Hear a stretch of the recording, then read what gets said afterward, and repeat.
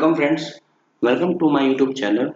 आज हम सीखेंगे कि जो सोक पिट होता है हमारा, उसका जो साइज है वो मैथमेटिकल वे में हम कैसे कैलकुलेट करेंगे, किन किन पैरामीटर की ज़रूरत होती है, क्या रिक्वायरमेंट की, वो सीखेंगे।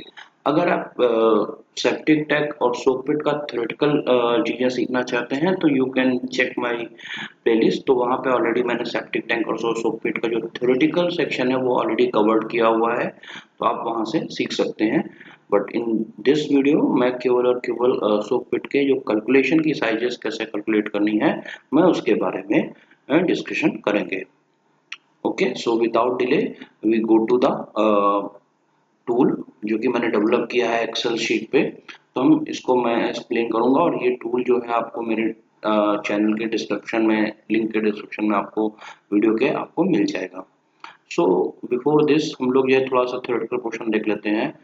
तो हमको जो एक पैरामीटर चाहिए होता है that is the influent effluent जो है वेस्ट वाटर, हमको जो वॉल्यूम का है वो चाहिए होता है। जैसे कि होता क्या है कि जो सेप्टिक टैंक होता है वो ओवरफ्लो होता है, सॉरी सोक पिट जो होता है वो उसमें जो वाटर आता है वो सेप्टिक टैंक का ओवरफ्लो वाला वाटर आता है।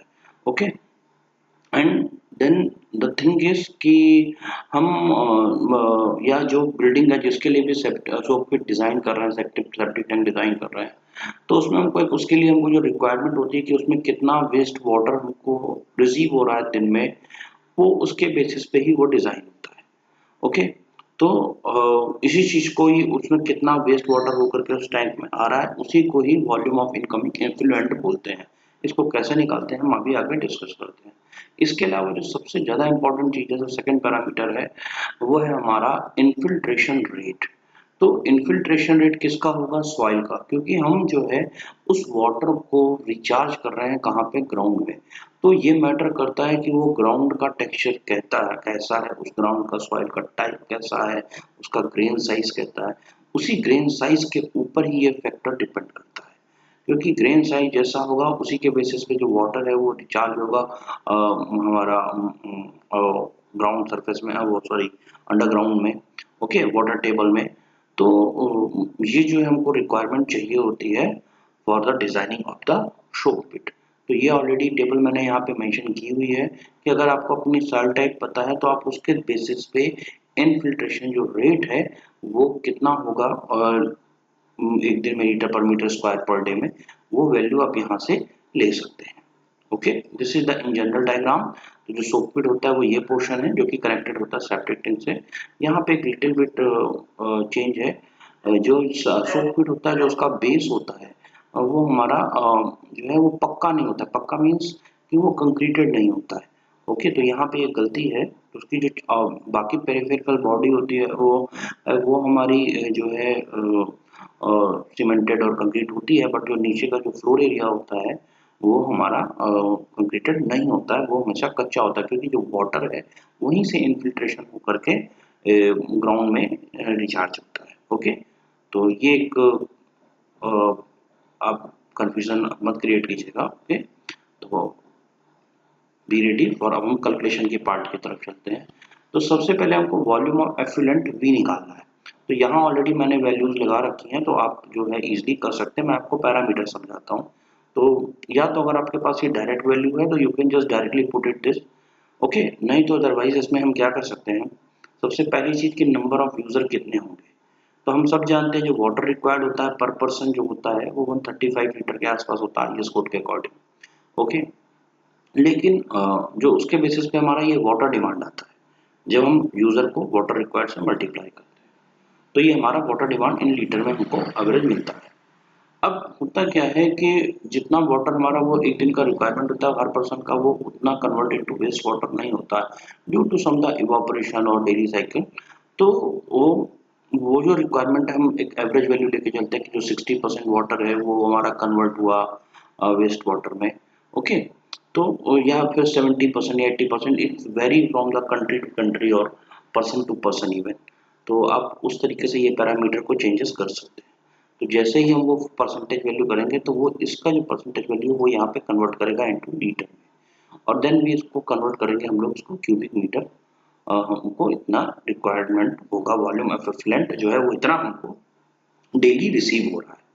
ठीक है, अब इसके बेसिस पे वॉल सरफेस एरिया ऑफ जो सोकपिट का जो वॉल्यूम है, वो सरफेस एरिया है, वो हम यहाँ से निकालेंगे। तो वो कैसे निकालेंगे? तो इसमें सबसे पहली चीज है इनफिल्ट्रेशन कैपेसिटी साइट की, वो हमको निकालनी है। किस बेसिस पे? On the basis of this table. तो यहाँ पे जो हमने लिया हुआ है दैट इज द हमारी जो साइट है वो 120 इसमें हमने लिखा है। तो 120 is the silty clay loam and clay loam जो हमारी है क्ले टाइप है, तो उसके बेसिस पे हमने इसको लिया है।